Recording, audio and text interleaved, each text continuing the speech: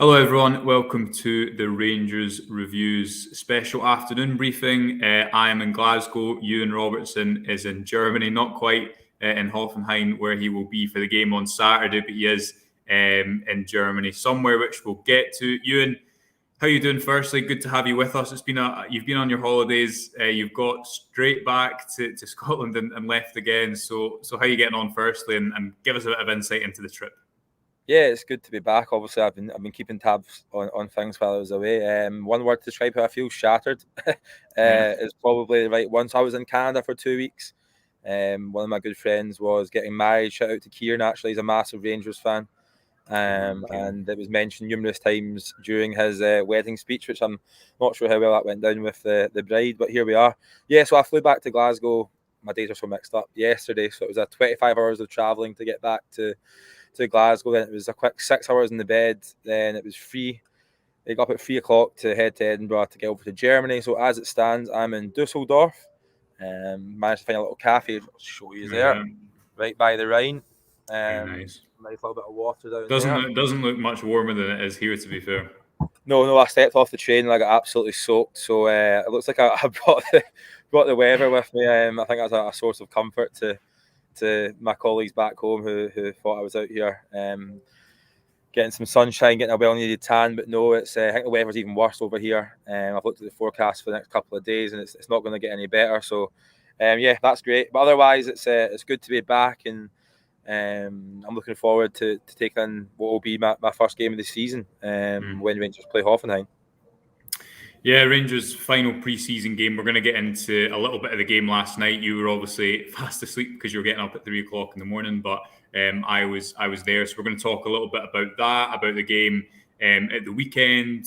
Obviously, Cifuentes and Danilo seems to edge ever closer to big signings as well. But firstly, and just be good to get your thoughts, I guess, on the last couple of weeks. I mean, from my perspective, I think last night certainly seemed a bit of a somewhat of a not quite a momentum puncture because it's pre-season, so it's so difficult to really make serious judgments about it, either positive or negative, in my opinion. But certainly, I think you have 3 games at Ibrox in a row, and whether it's a Champions League game at Ibrox or whether it's a friendly or whether it's a run-of-the-mill domestic game, people expect to win, and that's just the reality of it. But Michael Beale was quite relaxed coming into the press conference last night. He made a point of speaking about the intensity of training and how Rangers aren't going into these games with fresh legs, and quite composed and not downbeat with what wasn't a great performance overall. Again, with that caveat that, and with it being pre-season, with so many players getting tested out, it's always hard to judge, especially. But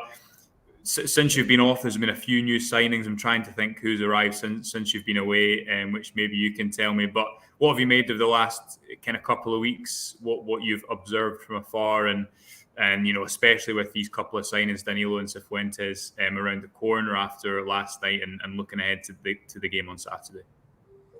Yeah, I mean, even though I was on holiday, I was trying to have a well-needed break from football. I was, in a house with among 6 Rangers fans. So whenever any Wow. news broke, they were on to me and saying, "What do you know what's happening here?" I was like, "No, I'm on my holidays. Don't ask me anything." But I think it's only Dessers that signed since Yeah. I was last here. So that one obviously rumbled on and it went through. It looks like obviously Cifuentes and Danilo are close. So I think in terms of transfers, it's been a good summer for Rangers. Michael Beale certainly put into place his words towards the end of last season. It'll be a rebuild. There's been huge changes in terms of the playing personnel. I think you'll now see 3-4 players leave the club before the start of the season. I suppose it's a difficult one, Josh. I probably not as watched as many preseason games as you have, so I'm not as dialed in terms of the performance levels, who's played well, like the overall performances. Um, you know, do you read too much into preseason? Some people do, some people don't. Yeah. I think that, put it this way, look, if Rangers beat Kilmarnock and then progress the Champions League past Genk, then no one will really care. What the score was against Olympiacos. I don't think you want to be losing preseason games, but I don't think it's the end of the world by any means. Yeah, it's definitely. I think the reaction last night, even seeing a few comments on Twitter, saying, let's say, heavy criticism of the manager, which I think in a pre-season game, you've just obviously got to give so much more time than that. Pre-season, the thing I've kept saying is that you can see what teams trying to do, maybe not how they're successful they're going to be. You look at the numbers that played last night over the course of the 90 minutes, the amount of substitutions made, the fact that isn't Rangers' strongest starting 11. I think if you look at a team which has, Butland in it, Ridvan, Cifuentes, Danilo, all with players like Dessers hopefully fully up to speed, then it's going to look a lot more appealing. But naturally, when, pre-season, I think if you're a supporter and you're going to the game, you want to see stuff that gets you excited. Now, I've done a piece which is in the comment section, which kind of tries to look a bit about the first half in particular, until Rangers conceded that goal. The first half in general have been quite boring, I think, from a neutral point of view, because Rangers spent a lot of time against the ball. If you go back to Beale's Rangers TV interview at the end of the week in Germany, he speaks about doing the ugly side of the game, and he speaks about doing that first. And getting those strong foundations in place. Now, Rangers made really basic defensive errors last night, and that's a separate conversation about whether the defence needs more reinforcements. But if you look at the general shape of the team and what they try to do, I think these friendlies have been designed for not. I don't think it will give you much of an insight into how Rangers are going to play domestically, because Kilmarnock away, I think Beale actually had, if you look at his results, even compared to Gio before him, he had quite a good. A successful record domestically. I think he lost one game away from home, which was Aberdeen, but before that I think it was 8 wins in a row. You think of the games over in Edinburgh, you think of going away to places like Rugby Park, which by no means, under Gerrard as well, was at a bygone conclusion that he'd win there. And everything, I think, at this stage of the season is of course geared towards those domestic games, but these 4 Champions League qualifiers are just so big and so meaningful for so many reasons. And as such, I think you see, again, in the piece that outlines this, but Rangers really looking in that to playing that kind of solid 4-3-3 before the break, and then change after the break. If you think of Lammers' goal against Newcastle, it comes from that change of shape. Even last night, the penalties won when Sima's in the same line up top as Dessers. Now, that all might seem a bit boring, and understand that. And Beale said, again, in that Rangers TV interview, that the players enjoy it more when you're doing stuff on the ball, and I think that's only natural. When you go to pre-season games, probably there is a bit of an expectation that you get to see the new signings, you get to see them on the ball, and we've seen flashes of that. I think Lammers, who we'll come on to talk about, is really exciting, but I don't think you can get too ahead of yourself either way after a game like last night. What I think is valid is criticism over individual players. If you're looking at Borna Barisic, it's attracted a lot of criticism. I think there's legitimate conversations to be had about is there a need for more reinforcement in the defence. I think this window so far has been a real moving on period. If you look at the front six, if it's Cifuentes, Raskin and Cantwell, Danilo, Dessers and Lammers, that's a completely new front six from when Beale came into the club. And although the back five maybe won't be quite that, because Ridvan and Tavernier and Goldson, Butland's new, and I think there is an argument that you still need to strengthen that left side of defence, which we'll maybe get onto. But that's kind of my take on it. Again, you can read that piece in the description below. I want to talk about some players individually, though, Ewan, moving on from the game last night, which we can come back to if and when the comments arrive. Sam Lammers is the player who stood out to me so far in pre-season. He's obviously was in the building early. I think he was signed 2 weeks before pre-season started, and we did a piece on the website with a couple of his ex-teammates, and the thing that kept coming through was he's a fantastic professional. He needs to play in a team where they dominate the ball, because that's where he's going to play his best football. A really clever player, and he's as two-footed a player as you'll ever see. And I think that's come through really apparently so far. He's as strong on one side as he is on the other. I mean, from what you've seen of him before this pre-season and pre-season so far, is he one that's kind of stood out to you and someone that you think can be a big player for Rangers early on? Because obviously it's important that some of these new signings really hit the ground running. Yeah, I think I tipped Sam Lammers and Dujon Sterling to be the two players I think will have the biggest impact. I think that's before Dessers and Danilo sign, but I think Lammers is a very, very exciting player. You talked about the two-footedness. I think that's a huge asset. I think the main criticism over his arrival maybe stemmed from his lack of goals at previous clubs, and while you'd expect that output to increase at Rangers, I think he will offer more than goals. I think he's going to be the link player. I think look at his assist numbers will be crucial come the end of the season. I've been impressed by Lammers. I think technically he's a fantastic player. I think if you look at his, from reading your piece, which spoke to people who have played with him before, I think even looking, further back than that, he was tipped to be, a really big player when he was coming through the youth system. So, Rangers fans will obviously hope that he can, discover that potential at Ibrox next season. I think the early signs are positive. Just on that though, I think an interesting point maybe from what I've seen in pre-season, which again isn't as much as you, Josh, and other people who are maybe listening today, would be Todd Cantwell's position and how that's affected by Lammers. I think some people maybe originally thought that Lammers was coming into the club to be one of the two number 9s, the split strikers, but I mean I think they can understand, and there's always be that number 10 position is probably where he'd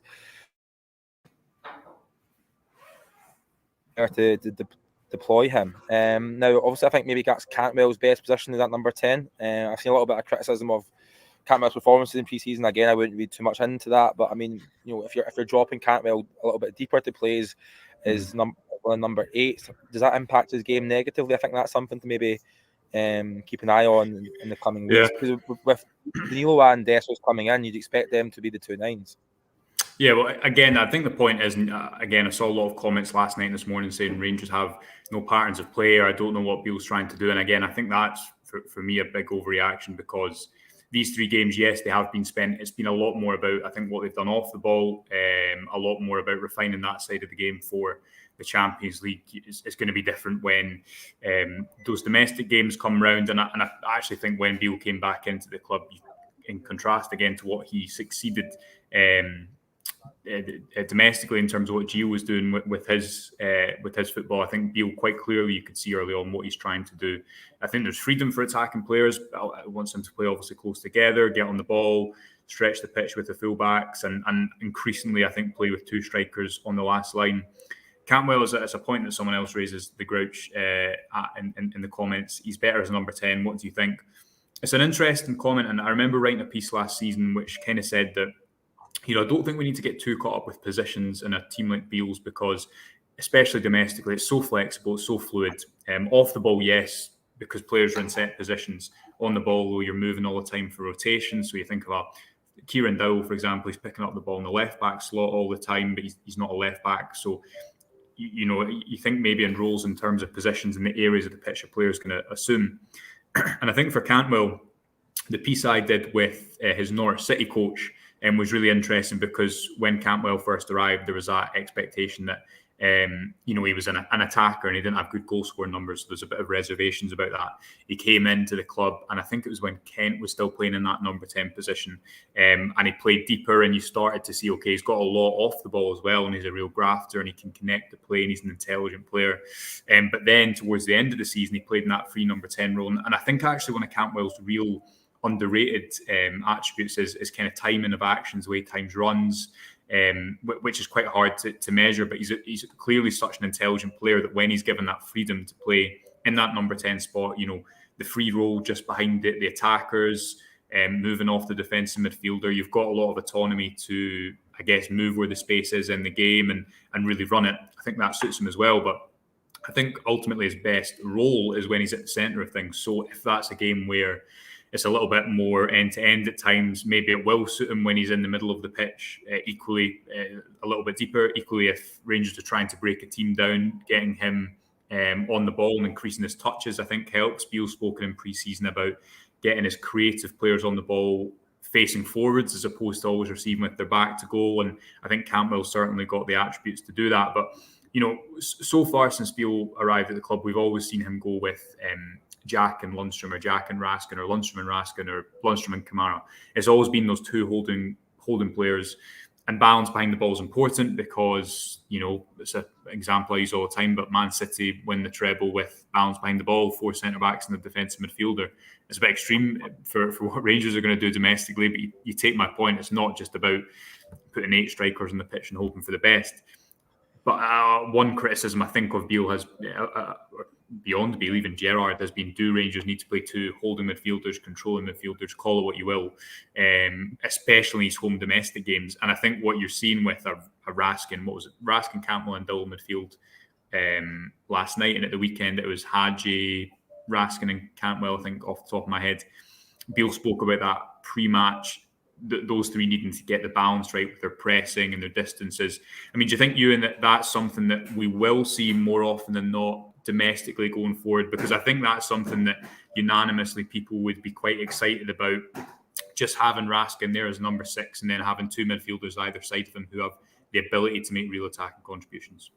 Yeah, I think it's fascinating. You just when we're listening to players, there's a lot of options Beale's got in midfield, and I think that gives him the flexibility to, A, change it within game if it's not going right, and B, obviously change it week to week depending on opponent. If you're going from, a game in the Scottish Premiership which you're expected to dominate, which is 90% of the games for Rangers, if you're going to a bigger European game, you might see a wee tactical shift. I think Cifuentes and perhaps even Dowell I'd put in there as well are the players that can be, a little bit more defensive minded, but also kind of possess that kind of natural instinct to be attacking. So if you are going to go with a kind of Raskin, a Raskin and Cifuentes or a Raskin and Dowell, that is a little bit more attacking than a Raskin and Jack or a Raskin and Lundstrom. But there's a lot of options there. I think it'll be fascinating to see what Beale does week to week. It'll also be interesting to see, players won't be happy if they're not playing. Yeah. If you do roll with a big squad, then he's got to keep everybody happy. So it'll be interesting to see what he does there. I think there can be no doubt that the Rangers have strengthened their squad in that area this summer. But I just think it's really interesting to see what happens going forward, because I think there's a lot of options in there. It might take a while for Beale to find his preferred trio. It might even be the case that he doesn't really have a preferred trio, that it rotates from game to game, because you're fitting how many midfielders are there? You're fitting 8 bodies into 3 positions. There's a lot of players. It's not going to be easy. Even people like Ryan Jack, if you look at the pecking order at the moment, I still think that sometimes in the bigger games, Ryan Jack can be a really important player for Rangers. His game management's excellent. His experience is important. That stability he offers the back four is also important. But I think if you're looking at fans on social media picking their dream team, it would be the midfield three that most would pick would be Raskin, Cantwell, and Cifuentes. So, then you've got Dowell, you've got Lundstrom, you've also got Jack as well. So, yeah, there's a lot of bodies. I just think in that kind of attacking midfield area, there's a lot of bodies. Not even talking about Hagi and Tom Lawrence or Alex Lowry, who's been nowhere near it in pre-season. It's a big squad. As the rain is actually thundering down here, I'll show you. So it's even dry in Glasgow, so. Yeah, I've just got to. I done a fair walk to try and see a city this afternoon and get one or two things sorted. So I'm really absolutely drenched. Going back to the hotel. So I think Germany is famous for its beer, but it's just been cappuccinos for me. No beers until tomorrow. Yeah, absolutely. Listen, comment here from Ian saying, do you not feel that a lot of these players last night looked like players that haven't been playing together regularly? And the answer probably is yes, because they haven't. I mean, this is 2 games into pre-season. I think if we're having this conversation where Rangers haven't played well and it's 4 games into the season, then there's, I guess, license to be a little bit more concerned. But obviously, we are 3 games into pre-season. It's about trying things. Beale also was quick to comment last night that I think the phrase he used was no more trying 20 players or no more fitting everyone in. He said the game that you'll be in attendance at the weekend, doing against Hoffenheim, will be more like a normal game, I think is the phrase he used, where Rangers aren't making all these changes and kind of upsetting the balance and trying to spread the minutes across the pitch, which I think will be important. Listen, it's the reality, Ewan, of playing for a club the size of Rangers, isn't it? That even in a pre-season game, there's going to be criticism, and everyone has their opinion on last night's performance. And for some people, that, as mentioned at the start, they're looking for pre-season to be a real, I guess, sign of things to come, and they want the starting 11 to be there, and they can see how it's going to play out for the course of the season. As mentioned at the start, I think for Beale, he's been trying different things for how Rangers are going to progress in the Champions League, with a real focus on the off-ball work. But looking forward to that game at the weekend, I think there will be a little bit of pressure on Rangers to put on a more entertaining game in pre-season against Hoffenheim. It's going to be a good challenge, a good level of opponent. But ahead of the start of the season, Kilmarnock away the following Saturday, you're hopefully going to see a closer starting 11 to the team that will play at Rugby Park. Dessers will have had another few days of training. Ruth and Lawrence weren't in the squad last night, but that was nothing injury related. It was just about giving them a whole week of training. Ryan Jack's back for the game of the weekend. Connor Goldson's back in training next week. Dujon Sterling's back at the end of the week. So you will start to get, as you say, it's a huge squad and it still needs trimmed down with a few more additions to come. But I think you will see this Saturday a closer starting 11 to the 11 that's going to start next weekend at Rugby Park. Yeah, it could be the exact 11. And you could see them play for 60, 70 minutes as well to kind of get the game time in their legs and get that kind of familiarity between the players. Because obviously a lot of them haven't played together, and that's something else you've got to factor in as well. It's all good kind of training together and trying to build up patterns of play, in training, but it's the games when it really matters, and that's the most important for blending players in. And yeah, I think Saturday will be a good indication of who's going to start against Kilmarnock at Rugby Park. Probably the only question mark will be over Connor Goldson, because you don't think he'll play. No, that would be a real surprise if he was to play one day after coming back into training. But I guess the positive is that you look at the away trip in the European leg is just under 2 weeks after he's back. Maybe even that's a bit close, but I don't know. To have him in and around will be such a benefit, because although I still think Rangers maybe need another player in the defence, and Dujon Sterling I think might play left back again. We've spoken about over summer as cover for Ridvan Yilmaz, but Connor Goldson, regardless of whether you think he's the best defender at the club, I think what the proof of last season shows that Rangers defend better as a unit when he's there. So having him back is going to be so important. Yeah, I think you can make a really strong argument that Connor Goldson's Rangers' most important player. I'm not saying he's the best player or anything like that, but I think in terms of his impact in the team when you take him out of it, I think you see the biggest differential of any player when he's not playing. I think he's massive. For Beale, it's all about balancing, trying to get him back in and not rushing him back. So that will be the consideration that the manager's going through at the moment. And like you touched on, I've been a big advocate of this. I think Sterling will play left back quite a lot this season. I know you've touched on the fact about players playing on the weaker side, the opposite side, and the benefits that brings in ball possession and progressing the ball. I just think defensively as well, for the bigger games, I think he might be a more solid option than Yilmaz. I think Yilmaz, this is definitely his season to shine, but as good as his performances were towards the tail end of last season, I think you've got to caveat that with the unpressurized environment that some of those games were in. I think Yilmaz goes into the season, or should go into the season, as a starting left back. I don't think there's any doubt about that.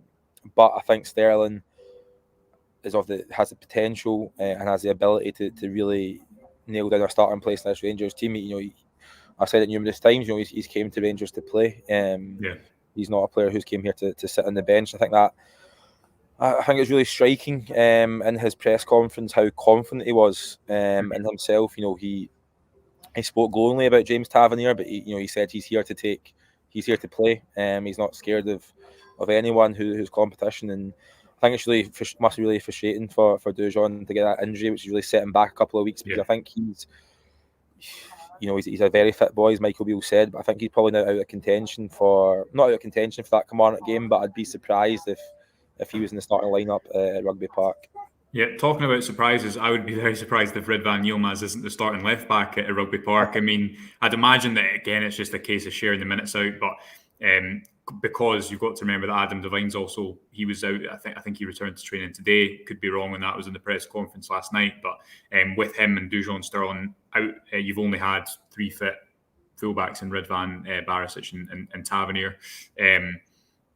If you have Devine covering Tavernier with Sterling covering both areas, pushing both areas, but able to play left back, that does give you, I think, sufficient cover at the moment. And although Ridvan, I know Beale mentioned the third goal last night when the left side of defence came up and said he could have done better.